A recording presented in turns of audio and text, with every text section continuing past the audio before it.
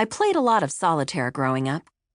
I was an only child and a nerd and thus on my own a lot of the time.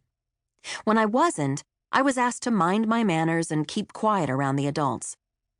For most of my adolescence, I used a weathered pack of dark blue playing cards for those solitaire games.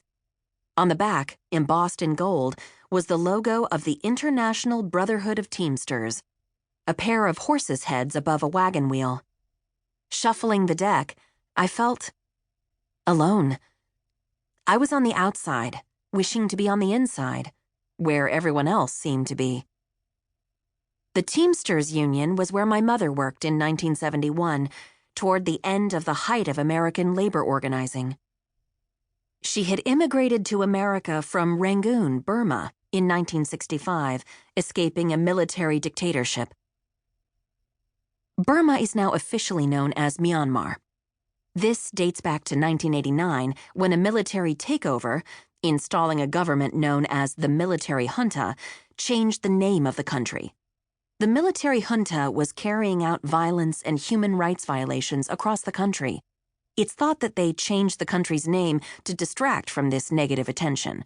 My family, and all the Burmese exiles I have known, continued to call the country Burma as an act of defiance, a refusal to acknowledge an illegitimate junta. At any rate, throughout this book, I refer to the country and its people as Burma and Burmese.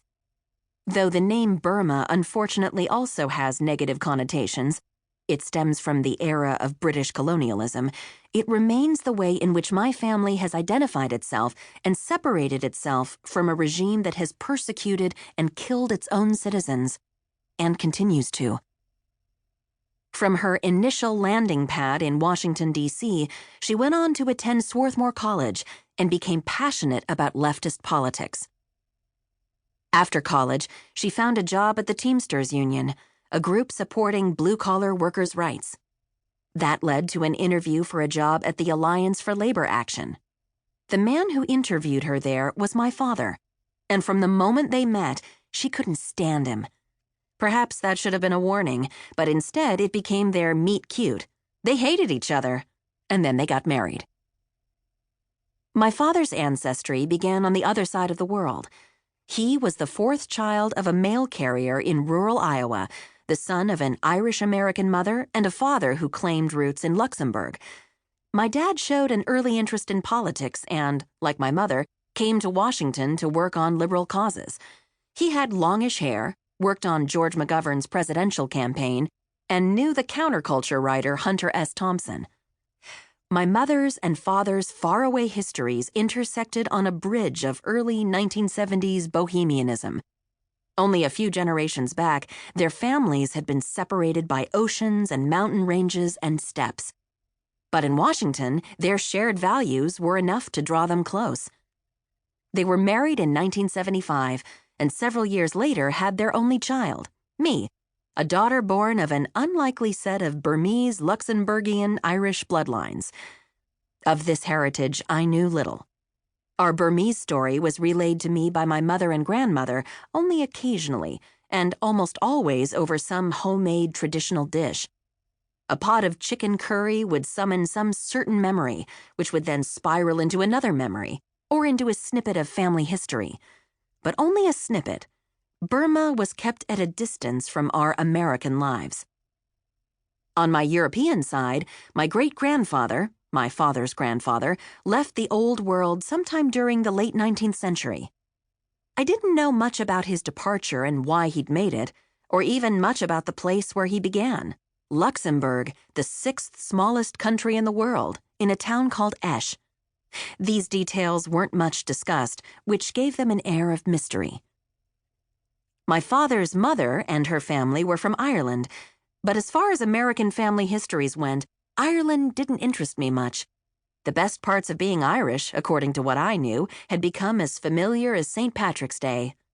The cliché was that Irish daughters were red-headed and pale, and the sons would drink and get in fistfights.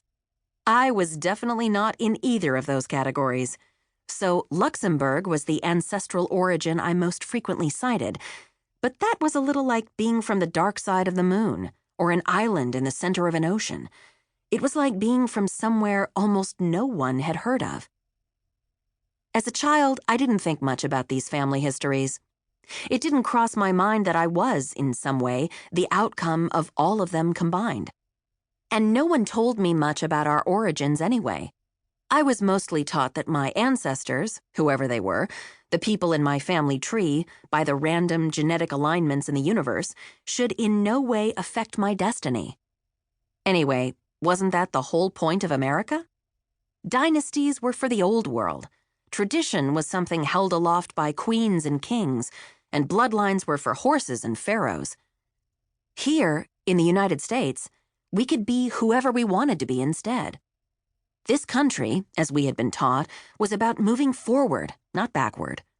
This sentiment has always been ingrained in our culture, from the colonists seizing native land to the politicians of every political stripe. Go west, young man! And by go west, they really meant, look ahead. Don't worry about all that stuff you're leaving behind.